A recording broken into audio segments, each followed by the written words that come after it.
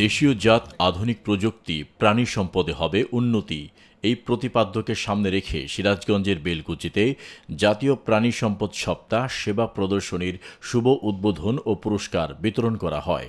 বুধবার সকালে উপজেলা প্রশাসন ও প্রাণী সম্পদ দপ্তরের আয়োজনে উপজেলা প্রাণী সম্পদ অফিস চত্বরে প্রদর্শনীর উদ্বোধন ও পুরস্কার বিতরণ করেন উপজেলা নির্বাহী কর্মকর্তা আফরিন জাহান।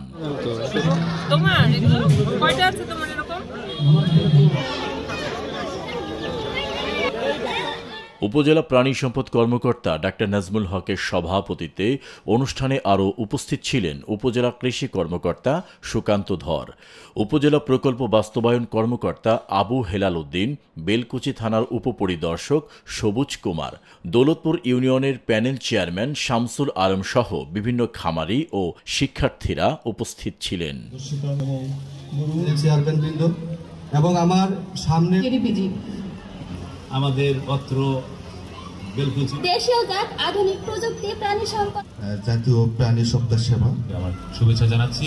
প্রদর্শনীতে ৩০টি স্টলে উন্নত জাতের এবং আধুনিক উৎপাদনশীল জাতের গবাদি পশু যেমন গাভী, বাছুর, ছাগল, ভেড়া, মুরগি, হাঁস, কবুতর, শৌখিন পাখি ও পোষা পাখি প্রদর্শন করেন উদ্যোক্তারা।